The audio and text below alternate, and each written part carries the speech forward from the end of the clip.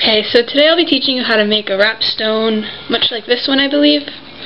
And what you're going to need for this project, you're going to need some scissors, some glue, tape, hemp, a lot of hemp probably. It's a project like this, even though it looks like it may not need a lot of hemp, we'll need a lot of hemp to wrap it. So, let's get started. First, you're going to need a piece of hemp. This one's about 7.5 inches. It really depends. It's usually better to have more hemp left over at the end than, way less than you actually needed, because then you're in trouble and you're going to have to start the whole thing over again, and that's a pain. So you take the piece of hemp and you lay it horizontal, and you get some tape, and you tape it to the surface that you are working with. So now it's taped down, and what you have to look at is the whole circumference around what you're working with, and that will determine how many other pieces of hemp that you have to cut. I cut so far, I think, 12 pieces, and I probably have to cut more, but I'm not sure yet. What you do is you cut them all the same length, probably about the same, if not a little bit longer, of the piece that you have horizontal, because you'll be tying knots with these strings. So what you do is you take the piece of hemp and you fold it in half, and you put it under the horizontal piece that is taped to your surface, and you tie a lark's head knot, which is basically, here, I'll show you. You have it in half like this, and then you fold it over and pull those two bottom strings through it, and that connects it to the horizontal piece. And you do this with as many pieces of hemp that you need to frame the rock that you're working with. And yeah, you just keep doing this until you have the correct amount for what you are doing. This is why, if you're going to be using hemp, make sure, like a certain color or something, instead of natural, because you can get natural hemps in large spools. If you're going to be using hemp that you don't have a lot of, make sure that you do ahead of time, or else you're going to be in trouble, because it takes quite a bit of hemp to do.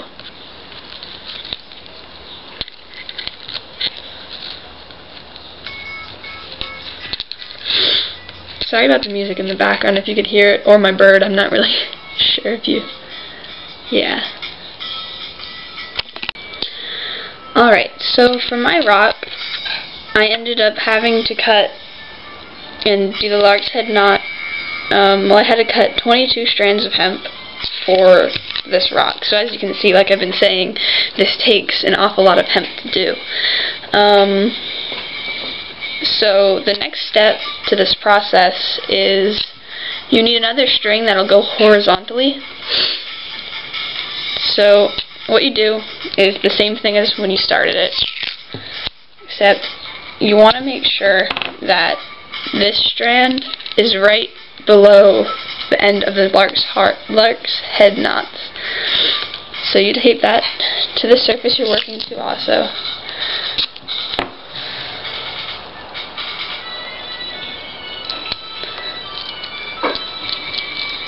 And as you can see, it's right below the end of the lark's head's knot.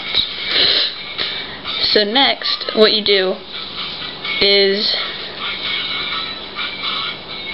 you take one of these strands from the lark's head's knots that's coming down off of it, and you do half hitches around the new base working string. And you do 2 of them as if I don't know if you're familiar with making friendship bracelets, but it's the same kind of concept of half hitches, where you do 2 for 1 knot. You tie them tight. What you want is it to be right up against the knot, the lark's head knot, so that way there's not an awkward gap. And make sure, while you are doing this, to tie every knot evenly once again, like as if you were doing a friendship bracelet.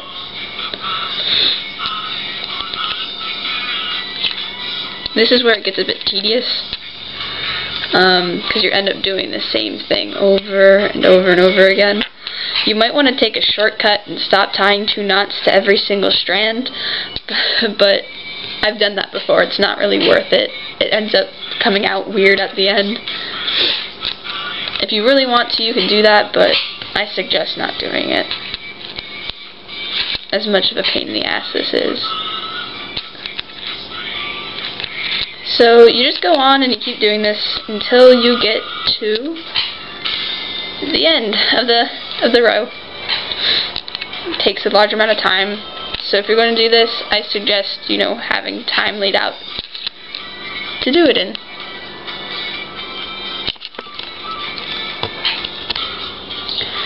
So as you can see, I took the liberty and I already did another row after that one. Basically, you do the same step again, and this you decide on how many rows to make depending on the width of your stone, because you generally want it to be able to kind of hug it. So the next step is you can untape your base pieces from the surface you're working on, and then you basically just have this mass of knots and hemp everywhere, and this part gets kind of frustrating to do, especially if you're using a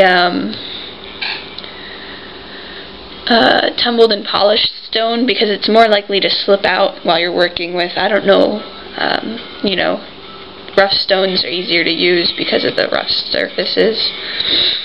But next, what you do is you pick the side that you want to be seen. I want this side to be seen. And you turn this over. And what happens is you want all of these strands, the loose strands, under the side that you want, or on the side that you don't want to be seen. You take the base strands that you were using earlier, you take those, and you tie a square knot with them around the stone, the shape of the stone, so it fits the stone perfectly, like it's hugging it, like I said earlier. You see, I'm not even sure if the way that I do this is actually right, because I never learned it from anywhere or anyone. I just kind of picked it up looking at pictures. I thought that was how they did it, so I copied it and tried to do it my own way. So my way uses glue. It's probably not the best thing, but hey, whatever works. So now it's being hugged by all the other hemp strands, and basically, you know, you feel kind of nervous about it, because whatever way you might touch it, it might fall out. And that's why we use glue later on. But the next step is you turn it over so the side that you want facing out is on whatever surface you're working on. And you have all of these strands that are kind of sticking out of nowhere. What you have to do is kind of make a cradle or a nest for the stone in the back and tie some of these strands together. So what you do next is you take, this part's kind of frustrating because there's so many strands, you take a strand from each side. If I could get a strand, that'd be great.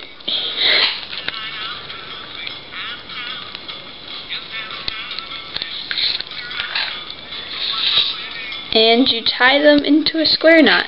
And a square knot is, you take one strand, cross it over, tuck it under, then you pull tight, and then you take that same strand from that you just tied with, and you do the same to the opposite side.